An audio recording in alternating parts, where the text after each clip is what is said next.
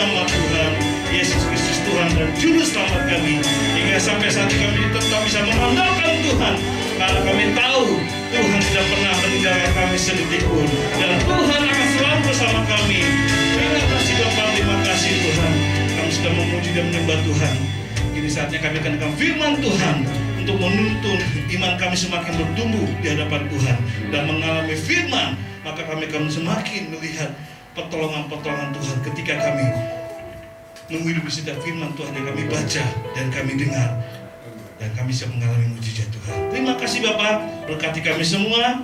Kami siap mendengar firman Tuhan dan melakukan dalam kehidupan kami. Di dalam nama Tuhan Yesus Kristus kami berdoa dan bersyukur. Haleluya, amin. Puji Tuhan. Ya. Puji Tuhan, selamat sore. Puji. Kita bisa kembali lagi datang ke rumah Tuhan. Bapak Ibu, sepanjang minggu ini kita belajar tentang Habakuk ya, dengan temanya menanti waktu Tuhan, materi firman Tuhan atau materi house family. Sepanjang minggu ini kita belajar, sepanjang minggu nanti Bapak Ibu akan bahas kembali di dalam minggu-minggu ini di house family masing-masing, di kelompok masing-masing, tentang pengalaman firman yang kita baca lalu kita praktekkan. Nah, sebesar mana firman Tuhan yang kita alami itu mendapatkan mujizat dalam kita. Di situ kita berbagi firman Tuhan, berbagi pengalaman di dalam Tuhan. Habakuk tentang temanya menanti waktu Tuhan yang ambil dalam Habakuk pasal 1 ayat 1 sampai 11. Tapi saya hanya bacakan saja ayat 1 sampai 4. Menanti waktu Tuhan, Habakuk. Ucapan ilahi dan penglihatan Nabi Habakuk. Keluar Nabi karena ketidaksetiaan. Ayat 2 berkata, berapa lama lagi Tuhan aku berteriak, tetapi tidak kau dengar. Aku berseru kepadamu penindasan, tetapi tidak kau tolong. Ayat ketiga dari Habakuk pasal 1, mengapa engkau memperlihatkan kepadaku kejahatan, sehingga aku memandang kelaliman? Ya, aniaya dan kekerasan ada di depan mataku. Perbantahan dan pertikaian terjadi. Itulah sebabnya hukum kehilangan kekuatannya dan tidak pernah muncul keadilan. Sebab orang fasik mengepung orang benar. Itulah sebabnya keadilan muncul terbalik. Dengan tema menanti waktu Tuhan. Wow, menanti waktu apa yang kita baca pasti perasaan kita ada hidup atau nggak sabaran, betul ya Bapak ya?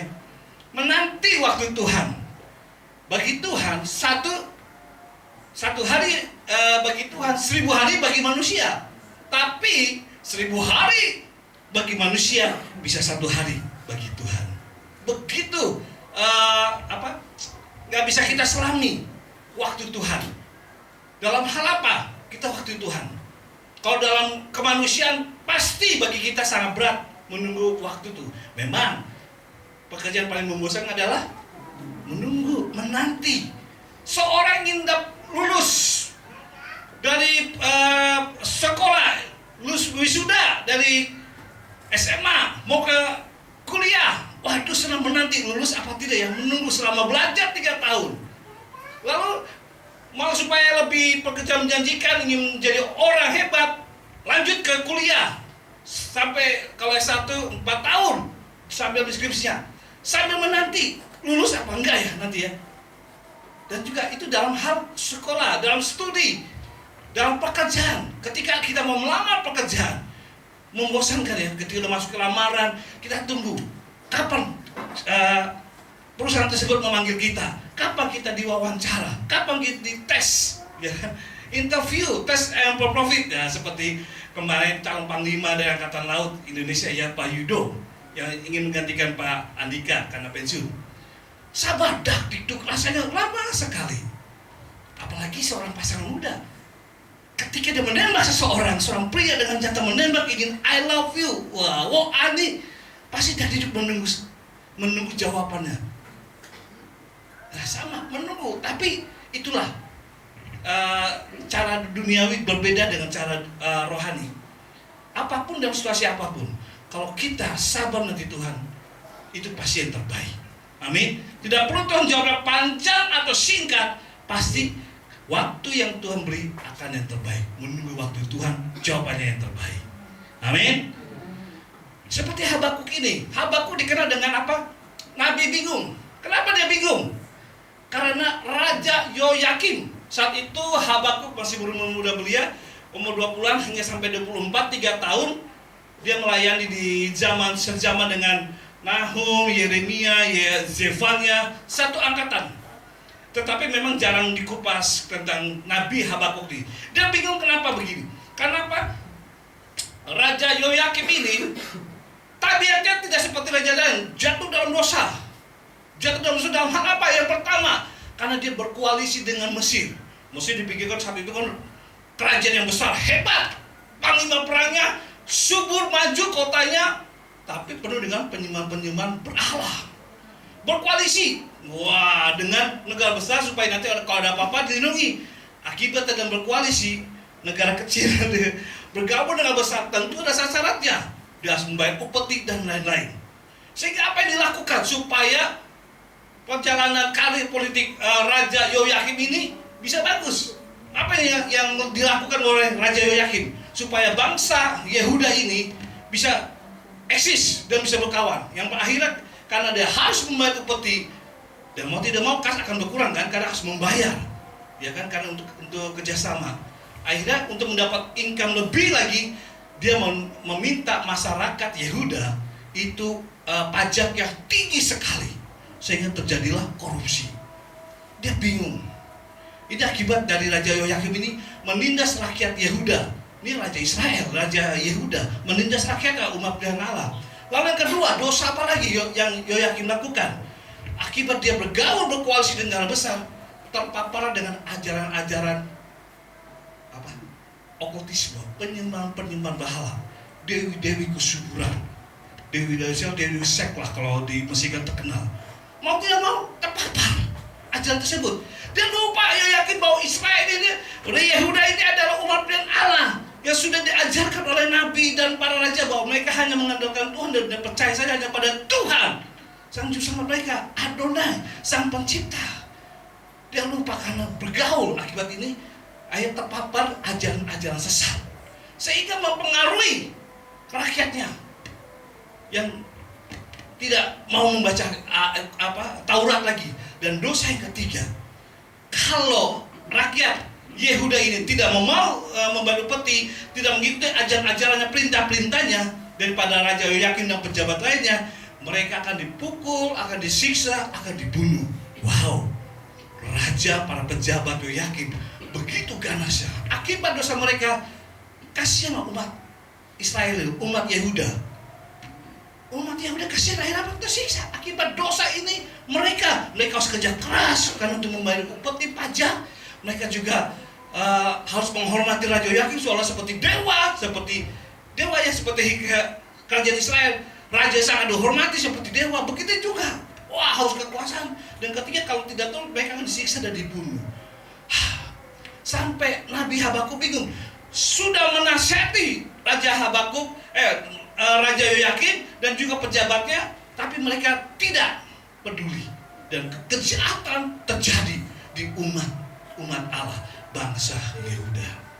Bapak Ibu, sejak zaman Salomo pergantian ke raja-raja hingga sampai ke Yoyakim ini, Israel terbagi dua. 10 dari 12 suku, 10 terbagi Israel Utara, Yehuda ini di Yerusalem namanya Israel Selatan. Jadi hanya 2 suku yang ada di Yerusalem dan sekitar itu.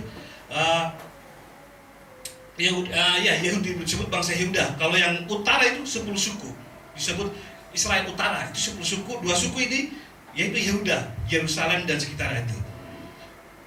Bangsa ini akhirnya apa? Akhirnya kenapa Tuhan sudah nggak mau menjawab doanya? Sudah berapa lama? Sehingga hampir 3 tahun dia berseru, sampai berapa kali Tuhan, dia bingung. Tapi Tuhan seolah-olah diam saja. Tuhan menang saja, tidak mau mendengar doa seorang nabi, utusan Tuhan untuk menjawab, menolong ini. Akibat karena dosa Yoyakim. Jadi Habakuk bingung, mengapa Tuhan biarkan kejahatan terjadi di negeri Yehuda, umat pilihan Allah ini? karena raja dan para pejabatnya berdosa, sehingga rakyat kena hukuman. Dan dia berseru berdoa supaya Tuhan menjawab umat Yehuda sebagai umat pilihannya. Tapi Tuhan menang. Nah, pelajaran apa Bapak Ibu yang kita pelajari dari menanti waktu Tuhan? Dari kisah ini di Habakuk ini, apa sih bisa kita terapkan dalam hidup kita, kerohanian kita dalam menanti waktu Tuhan, khususnya dalam konteks pelajaran di Habakuk ini? Yang pertama, kenapa kita pelajari adalah pelajaran apa yang kita dalam menanti waktu Tuhan. Yang pertama adalah bila doa belum dijawab Tuhan, maka perhatikan, kalau doa kita belum dijawab adalah apa yang harus kita lakukan? Introspeksi, bertobat, sabar, dan tetap setia kepada Tuhan. Amin. Bukan hal sama. Berapa di antara kita yang doanya sampai saat ini belum dijawab Tuhan? Apa semua setiap permintaan kita berdoa Tuhan langsung jawab? Ada? Cuma satu orang? Semua sudah langsung dijawab Tuhan? Tentu tidak ya. Kita protes, Tuhan saya sudah melakukan firman Tuhan, saya sudah beribadah, saya sudah melayani di mimbar Tuhan suci, saya jadi pengerja pelayan Tuhan, saya jadi pemain musik, worship leader, singer, guru sekolah minggu, pengerja host family, ketua kelompok, ketua rakyat, jabatan rohani, sudah kita ada dalam tugas kita, seolah-olah gereja itu kehidupan kedua. Tapi ketika kita ada masalah, kok Tuhan menang aja, kok Tuhan diam saja, jadi sia-sia dong. Nah, mungkin Bapak Ibu akan berpikir seperti Habakuk, kok Tuhan diam saja? Ini umat pilihan Tuhan loh, yang sudah menyembah dan mengasihi Tuhan, tapi karena pejabatnya begitu kejam. Tapi ketika mereka berdoa berseru, kenapa Tuhan seolah diam saja? Kenapa Tuhan seolah diam saja? Ya, Pak Gani, dosen dari Sati saya itu pernah berkata, mengapa kadang-kadang Tuhan tidak menjawab atau Tuhan seolah diam saja? Dia berkata begini Bapak Ibu. Ya. Seolah dia berkata, terkadang Tuhan mengizinkan kita ada dalam masa gelap bagi jiwa. Tuhan sepertinya diam, tidak bertindak, tidak berbuat apa-apa. Tentu Tuhan seolah-olah tidak bertindak, Tuhan diam saja dan tidak berbuat saja. Karena apa? Tuhan sudah mengizinkan kita ada masa gelap bagi jiwa. Maksudnya apa? Ada saat Tuhan izinkan Tuhan itu berdiam saja, melihat. Bukan berarti Tuhan kejam, berarti Tuhan Bapa yang tidak peduli. Padahal dalam lagu-lagu kita, Bapa engkau Bapa yang peduli, Bapa yang baik, dan engkau tidak senang ada kejahatan. Tapi kenapa sampai 3 tahun lebih saat itu? Bahkan ada sampai 11 tahun pelayanan ini, sampai masuk ke dalam pembuangan Raja Yoyakim dan bangsa umat Israel Yehuda ini dibuang ke negeri Babel. Kenapa diam saja? Karena ada waktunya Tuhan melihat. Kalau Tuhan tidak menjawab kita, seolah-olah Tuhan diam, apa yang harus kita lakukan? Introspeksi. Apakah kita ada dosa? Mungkin dosa yang kita tidak sadari. Mungkin dosa yang tersembunyi. Mungkin doa yang tidak, yang orang lain tidak tahu, hanya kita yang tahu dengan Tuhan. Kadang-kadang kan firman Tuhan bilang, yang menghambat jawaban doa adalah dosa, dosa. Waktu kita sebenarnya lagi berdoa, seperti di dalam Yeskiel itu, waktu Daniel penglihatannya ketika dia berdoa pada Tuhan untuk minta pertolongan. Daniel kan saat itu ini kan masuk dalam ini kan pembuangan kan. Terus dia berdoa pada Tuhan, langsung kok 3 hari dia berdoa, betul nggak ada jawaban apa. Tiba-tiba Tuhan bersuara dan dia dapat penglihatan. Saat itu adalah malaikat Michael itu malaikat perang. Dia melihat sedang melawan orang-orang Persia. Itu maksudnya dalam penglihatan roh ya, ada orang yang menghambat. Ada penglihatan. Sebenarnya dari awal doamu sudah didengar oleh Tuhan. Cuma ada masalah, ada peperangan di udara. Nah saat Bapak Ibu mungkin kita berpikir, kok Tuhan nggak menjawab ya? Ketika kita berdoa, sebenarnya Tuhan sudah tahu dan dia sudah mengutus malaikatnya. Tinggal dengan pilihan itu. Terserah atau mungkin apa? Malaikat perang bernama Michael. Kalau pakai penyembah tidak ada ya. Worshiper itu adalah Lucifer sudah turun. Tinggal malaikat Jibril Gabriel ya, Gabriel adalah memberikan pesan. Tapi yang kedua adalah malaikat perang. Nah, ketika malaikat perang ini terjadi apa? Saya mau ada permusuhan, dia sedang berperang. Artinya menangkap doa-doa Daniel yang sedang bersuara kepada Tuhan. Awal Tuhan kita dengar, cuma kita berperang. Karena ada tantangan. Ya. Ya. Mengapa nggak jawab? Kita satu interpretasi, ini ada dosa. Mengapa Tuhan tidak jawab? Ya kita harus bertobat. Kalau itu tidak dijawab. Mengapa doa tidak dijawab? Kita tetap sabar dan percaya pada Tuhan, tetap setia. Ini yang dilakukan oleh Habakuk. Walaupun sampai berapa lama lagi Tuhan, artinya terus Habakuk berdoa pada Tuhan. Amin. Waktu sampai kapan? Terserah Tuhan. Pokoknya istilah kita harus ketuk pintu surga sampai Tuhan buka. Menurut saya bukan hanya ketuk lagi, lalu kita gedor pintu Tuhan sampai Tuhan bukakan pintunya. Artinya jangan pernah berhenti kita untuk tetap bersuara pada Tuhan. Amin. Jangan pernah berhenti untuk berdoa, naikkan permohonan kita, dan juga jangan berhenti untuk percaya pada Tuhan. Artinya tetap ibadah, tetap setia, tetap membaca Alkitab. Walaupun doa kita belum dijawab berapa tahun. Amin. Ini yang Habakuk beritahukan kepada umat Yehuda untuk tetap setia, berharap dan introspeksi. Mereka tahu ini karena akibat rakyat aku kena bermasalah. Lalu kedua, akhirnya Habakuk juga bingung. Bila doa dijawab maka terima saja, walaupun tidak sesuai keinginan kita. Selalu bersyukur, dan doa yang dikabulkan atau dijawab itu pasti yang terbaik buat kita. Bila doa dijawab maka apa harus kita lakukan? Terima saja walaupun tidak sesuai keinginan kita. Nah ini loh, waktu Habakuk berdoa sampai berapa lama kali Tuhan aku berseru, dia berdoa saja. Tiba-tiba Tuhan jawab, tapi tidak sesuai harapan dia. Jawabannya adalah datanglah negeri Babel. Kalau Babel saja ada Irak. Persia adalah Suriah. Jadi waktu Babel datang menghancurkan bangsa Mesir dan menjajah juga menjajah bangsa Yehuda, dan akhirnya Yehuda semua para rakyat para tentara yang pejabatnya ditawan oleh dan dibuang, termasuk Nabi Habakuk ini, dan umat pilihan yang tidak besar pun kena dibuang oleh Raja Babel di Babelonia. Yang artinya Tuhan menjawab menghentikan peperangan kekejiman ini, tapi dengan cara yang sadis. Siapakah Babel? Ini dikatakan kalau Bapak Ibu pasal 2 itu ceritakan berapa bangsa yang besar, bangsa yang kejam, yang tidak peduli, yang tidak belas kasihan. Jadi ditangkap, dibunuh kalau nggak taat, langsung dibunuh tepat. Kalau dia baik, punya belas kasihan, dibawa pulang semua, ditawan di negeri Babel. Semua dari Raja Yoyakim ini sampai pejabatnya dan semua rakyat. Makanya Yehuda sempat ditahan di pembuangan di negeri Babel. Jawabannya dijawab oleh Tuhan, tapi dengan cara yang berbeda. Habakuk yang kedua doanya jawab, tetapi caranya tidak sesuai. Nah, apa ketika Tuhan menjawab doa kita tapi tidak sesuai keinginan kita? Tapi percayalah, pasti itu kalau keinginan Tuhan pasti yang terbaik. Apa yang kita lakukan bila doa yang kita panjatkan tidak sesuai dengan kita? Yang pertama, terima saja. Amin. Artinya alamilah penderitaan tersebut.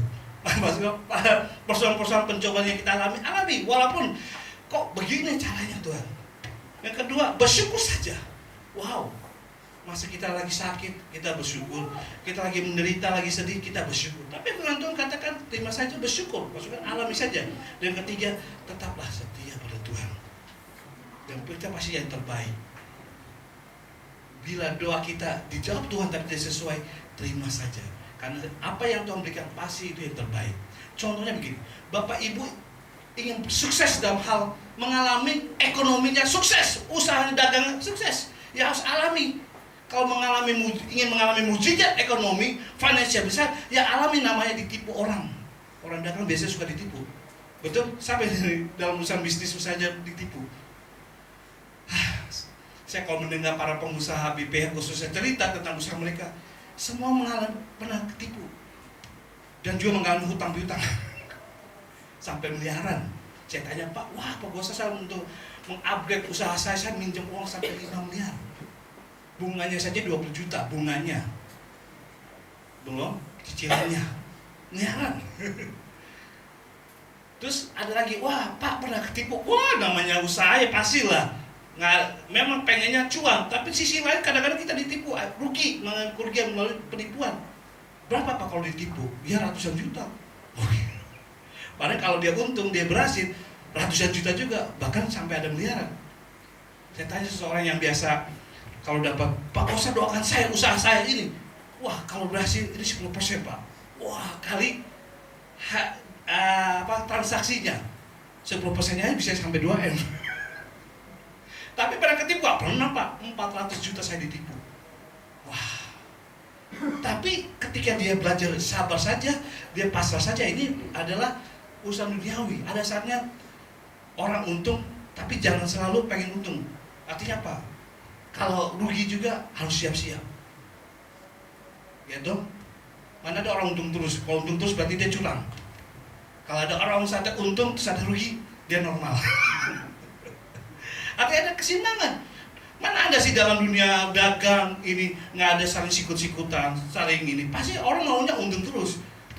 Tapi kalau orang pengen untung itu berarti cara usaha dagangnya tidak benar, ya kan? Dari situ mengalami. Kalau Bapak Ibu ingin mengalami mujizat ekonomi itu diberkati Tuhan, kadang-kadang untuk izinkan kita mengalami kerugian atau ditipu orang usaha kita.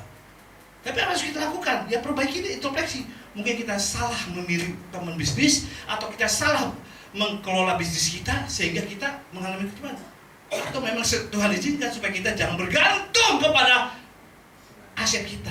Orang, wah saya punya rumah begini, akhirnya lupa mengandalkan Tuhan. Jadi udah lupa mau ke gereja, nggak mau baca. Oh saya kaya karena saya bekerja keras, betul. Tapi ingat, dalam dunia ini yang sudah dinodai dengan dosa, sudah dinodai dengan kecurangan, siap-siap. Ada setan kau di atas, ada setan kau di bawah. Tapi bagaimana caranya ketika kau di atas dan di bawah tetap mengandalkan Tuhan. Itu yang Habakuk inginkan, dan juga pelajaran yang kita hadapi sore ini. Ketika doa kita mau dijawab Tuhan, walaupun tidak sesuai, terima saja, bersyukur saja, dan introspeksi. Amin. Bapak Ibu, siapa yang mengalami mujizat kesembuhan, nggak bayar, nggak operasi, tapi mengalami mujizat spektak, tanpa perlu keluar uang besar? Ada sini? Nggak ada. Atau cuma sakit flu, nggak perlu bawa minum obat Oskadon, obat flu, berdoa saja sembuh. Kalau kita ingin mengalami mujizat kesembuhan, kita harus alami namanya kesakitan. Betul? Gimana kita mengalami Tuhan itu besar, Tuhan itu penyembuh, kalau kita tidak mengalami namanya sakit penyakit? Entah itu karena keterduran kita atau alam sekitar seperti pandemi begini, banyak orang karena COVID-19, ya itu karena alam, ya kan? Atau juga keterduran kita yang kurang hati-hati menjaga kesehatan dan lain-lain gitu. Tapi kalau kita mau mengalami mujizat kesembuhan, makanya kita harus terima namanya kesakitan. Tapi percayalah, waktu kita menerima penderitaan tersebut, kesakitan tersebut, bersyukur saja pada Tuhan, tetap percaya dan andalkan Tuhan. Saya namanya kesembuhan saya alami, Bapak Ibu. Kena demam berdarah, ada yang kena mengalami demam berdarah? Pasti ada ya. Itu saya sempat trombosit turun sampai 10.000. Kata dokter saya waktu saya di klinik, dokter ini lebih bagus, Pak Gosa di klinik saya 24 jam sini, karena saya praktek di sini. Dapat di dokter di rumah sakit, ya terserah gitu. Saya pilih karena dokter ini jemaat saya. Waktu di Medan saya kena, habis pelayanan mendoakan bekas diskotik, terus dijual, mau dijadikan apa? Pokoknya kami berdua suruh mendoakan. Wah, tengking lah, kan banyak perzinahan, pemabuk, perokok ya kan, bekas diskotik. Tengking kasih minyak urapan. Tapi kan tetap aja tempatnya kotor-kotor gitu. Akhirnya pulang saya kena, hanya sebuah satu gigitan saja, langsung besok saya ambruk dan demam tinggi.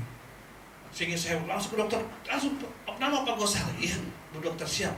Mau di mana? Mau saya ke sini aja. Ya saya saran dokter mau di sini aja, supaya istrimu pun bisa tidur sini juga, bisa nginep gitu. Jadi karena klinik kecil tapi ada khusus, ruangan khusus, ada ruangan tamu dan ada ruangan dokter, nggak terganggu. Ya puji Tuhan. Saya waktu itu hari pertama biasalah, naik, turun, naik. Hari kelima saya keluar nungguin ruang tamu karena banyak jemaat yang datang dan para pelayan pendeta Injil nengok lah karena kenal saya, terus berdoakan. Tiba-tiba dalam saya ngobrol dan begini, keluarlah darah dari hidung, keluarlah darah dari mulut, dan kata dokter, ini Pak Gosan, dan trombosit, setelah dicek trombosit 10.000, ini harus tambah darah, dan nggak bisa lagi obat-obatan. Dulu jus jamu merah ya kan, Pocari Sweat, wah berapa botol ya kan, jamu merah, saya ada obat khusus, pokok tambah itu, semua malah muntah, mual semua. Tapi ya saat itu, terus istri saya tiap hari berdoa membaca Alkitab sebelum tidur, dan tiap hari membacakan ayat-ayat di kuping saya gitu, supaya saya mendengar dan menguatkan juga. Saya bilang, Tuhan tolonglah, kalau Tuhan mau pakai saya, tolonglah, kalau tidak ya semua terserah Tuhan gitu. Tapi istri saya menolak, tidak Tuhan, saya lagi hamil katanya. Masa saya punya anak tidak punya bapak gitu, anak saya masih perlu suami saya gitu. Saling berdoa, dan rupanya Tuhan jawab. Ya puji Tuhan. Dan 10.000 besoknya, pada sudah keputusan terakhir finalnya adalah pakai darah, ambil darah, tambah darah gitu. Darahnya lumayan 700.000 ya kalau nggak salah ya, sini satu nggak tahu berapa satu kantong itu. Berapa banyak? Akhirnya saya berdoa pasrah saja, saya tidak mau gitu. Doa seperti obat biasa saja. Puji Tuhan. Besoknya malah naik sampai hari Senin naik lagi 100.000 trombosit. Saya harus minta pulang. Padahal dokter saya bilang, pulang, dia masih belum normal. Harusnya kan 180 atau 200 baru boleh pulang. Enggak dok, saya beriman, saya sembuh. Saya masih percaya Tuhan masih pakai saya. Buktinya kok saya masih segar. Tanda tangan, saya nggak mau ambil masalah damai. Saya tanda tangan dan saya pulang. Benar Bapak Ibu. Pulang saya cari makan enak, cari apa? Besok udah merasa lah. Akhirnya cek 2 hari kemudian trombosit sudah naik sampai 200. Hal yang besar. Itu menurut saya besar. Nggak tahu bagi Bapak Ibu. Kalau hal yang kecil, ada lagi ipar saya. Jerawat apa? Bukan bisa di lidah itu apa namanya? Sariawan, kecil kan, biasa minum albotil atau madu, tapi selalu ada terus, tumben dalam seminggu itu udah minum obat, ada terus. Jadi susah mau ngomong aja kayak cadel gitu, karena kan penuh dengan sariawan di lidahnya. Dia langsung berdoa dalam, Tuhan tolong nih, saya ini pengerjamu, saya mau berdoa bagaimana, saya mau jadi single bagaimana, saya mau jadi pemimpin HF bagaimana, nih nggak bisa ngomong dan nangis semuanya gitu. Hal segitu saja Tuhan jawab. Dan besok sembuh tanpa dia minum apa-apa, hanya minum air putih saja. Dan itu jawab. Hal yang kecil Bapak. Ya hal yang kecil Tuhan pun jawab. Hanya masalah sariawan. Padahal biasa kalau minum madu aja, jeruk ya kan, saya ngalami itu bisa sembuh. Tapi ini hanya berdoa saja. Walaupun dalam seminggu dia ngalami berat, Tuhan bisa jawab. Nah ini loh, doa kadang mengalami doa yang dijawab tapi nggak sesuai harapan kita. Tapi Tuhan jawab walaupun nggak sesuai, tapi sesuai kehendak Tuhan itu yang terbaik. Amin. Ya itulah yang kita pelajari dalam hal ingin sukses dalam ekonomi pekerjaan, ingin sukses dalam kuliah, ingin sukses masa depan. Kadang-kadang